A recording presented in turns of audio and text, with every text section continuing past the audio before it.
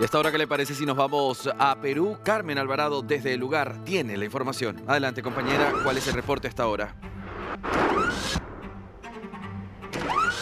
¿Cómo estás, Andy? Muy buenas tardes. Te saludo desde el centro histórico de la capital peruana y tenemos que hablar ahora de lo que ha sido una jornada importante, de los gremios y también de las cámaras de diversos países que se han concitado en la capital para hablar precisamente del contrabando, del comercio ilegal. Nosotros hemos entrevistado a una representante chilena al respecto. Ella es Pilar Lizana, experta en economías ilegales. ¿Cuál es la perspectiva de Chile y el trabajo conjunto que se vienen haciendo con las autoridades no solamente peruanas, sino también bolivianas? Adelante, escuchemos. Muy buenas tardes. Muy buenas tardes. A ver, mi primera pregunta es, ¿en qué se ha avanzado? ¿Cuál es el balance en estos momentos? Y también, ¿de qué sirve, digamos, estas mesas de debate, estas mesas de gestión, donde pueden incluso llevar alcances y esfuerzos particulares de sus países, en este caso de Chile? Mira, estas mesas de debate son fundamentales porque la verdad es que si bien el Estado tiene que entregarnos seguridad y es quien lucha contra estas amenazas, los privados son una voz sumamente relevante y tienen un rol sumamente relevante en esto, no solamente por el conocimiento de los mercados, por el conocimiento de las rutas legales que son explotadas por grupos criminales, sino que por toda la información que pueden compartir con el Estado, la experiencia y las lecciones aprendidas y el trabajo conjunto que se puede hacer. Y ahí ese trabajo conjunto supera fronteras. El trabajo conjunto tiene que generar colaboración no solo entre los privados y los distintos gremios, sino que también entre las distintas agencias de los estados para poder mejorar esas fiscalizaciones en esos puntos más críticos y también el rol de los privados en levantar las banderas rojas que vayan identificando. De acuerdo, pero sin lugar a dudas cuando hablamos, por ejemplo, de contrabando, estas economías ilegales, hablamos de situaciones incluso circunstanciales o particulares domésticas, pero no hay un componente de crimen organizado con sicariato, con cobro de cupos, que esto se ha agravado más y más. ¿Qué tendría que decirnos al respecto? Sí, de todas maneras, cuando hablamos de contrabando, cuando hablamos de comercio ilícito, de economías ilegales, necesariamente tenemos que hablar de crimen organizado, porque para poder tener y desarrollar una economía ilícita en torno a cualquier producto ilegal que usted quiera comprar o vender o incluso servicios también, necesitamos tener una cadena en que nos permita producirlo, adquirirlo, trasladarlo, distribuirlo, venderlo y llegar a los mercados finales que son los que están consumiendo este producto. Entonces acá ya no podemos hablar de grupos o bandas criminales que se organizan para un delito puntual y una venta o una transacción ilícita puntual. Acá estamos hablando de organizaciones que superan a las personas, que son verdaderas multinacionales criminales, que operan en distintas partes del mundo y que tienen una jerarquía y una estructura que les permite llegar de un punto a otro del mundo para satisfacer esas demandas estén donde estén. Cuando hablamos de Ecuador, por ejemplo, hablamos de contrabando de hidrocarburos. Cuando hablamos de Bolivia, hablamos de oro, por ejemplo. Cuando hablamos de Chile, ¿de qué hablamos? Cuando hablamos de Chile, además de hablar de tráfico de drogas, de armas y de personas, que es algo que nos desafía permanentemente a todos, también hablamos de economías ilegales en torno al robo de cobre, al robo de madera, al robo de pescado, de salmón principalmente.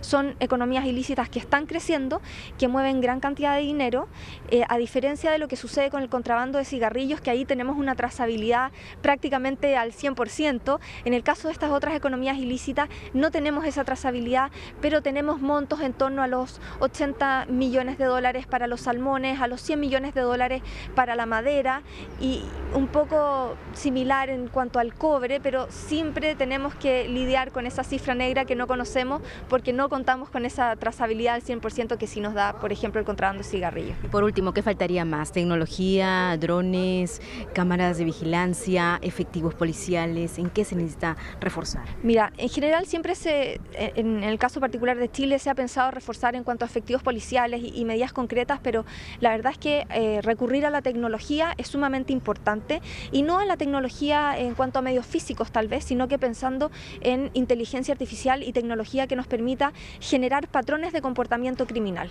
Si somos capaces de generar esos patrones de comportamiento criminal con información que tenga el Estado, con información que pueda compartir los privados, vamos a poder no solo estar, ojalá, un paso adelante en nuestro país, sino que también poder estar un paso adelante con todos los otros países que sufren lo mismo.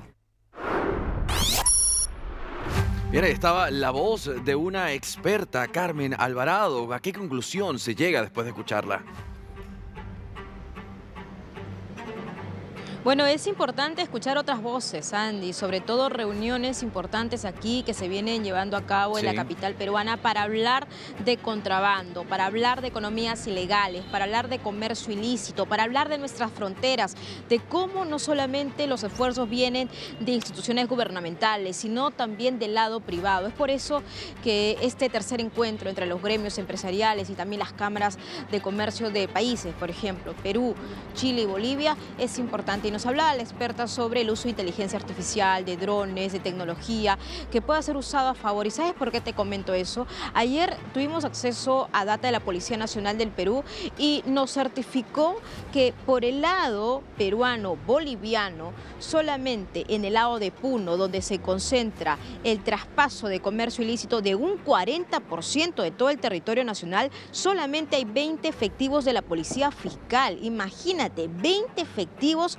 para una gran cantidad de productos de contrabando que pasan por ahí. Ahora, es importante mencionar que no solamente estamos hablando de evadir los controles fronterizos, sino también de lo que significa ahora el componente del crimen organizado, de lo que significa este organismo, organigrama, podríamos también catalogarlo desde América Latina, que se viene implementando. ¿Para qué? Para acompañar también al contrabando y esta red que se viene tejiendo en toda América Latina. Entonces, sustancial esta reunión, también sustancial este compartir de información y algunas medidas que se puedan tomar de ahora en adelante. Ahora, nosotros aquí en el Perú, para darte una radiografía de las rutas del contrabando, tenemos el norte por Tumbes, por ejemplo, donde se concentra aproximadamente un 10%, donde el traspaso de hidrocarburos, combustible, es muy notorio. Por el lado de Bolivia, lo que tenemos, y lo hemos explicado también, por ejemplo, es el oro.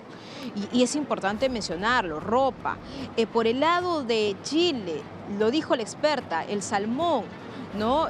Los cigarrillos, vehículos, autopartes, ¿no? Y todo eso, estamos hablando de una gran cantidad de dinero que cuando les preguntamos a ellos, más o menos en aproximación, cuánta es la suma, pues ni siquiera se tiene con certeza un monto. ¿Por qué? Porque hay mucha cifra bajo la mesa. Entonces, es un tema importante de toda la región, que nos concierne a toda la región y que en estos momentos también organizaciones criminales transnacionales pues están copando también los controles fronterizos. Pero insisto, con respecto a esta data que nos ha sorprendido mucho, imagínate, solamente 20 efectivos para el lado de Puno, por el lado de Bolivia, porque por todo Bolivia, por Puno, Ilavi, Juliaca, prácticamente pasa el 60%, solamente en Puno el 40%, y por el lado de Tacna, que pasa mucho menos, incluso hay 26 efectivos de la Policía Fiscal. Esa es la situación y eso es lo que viene pasando también en el territorio peruano.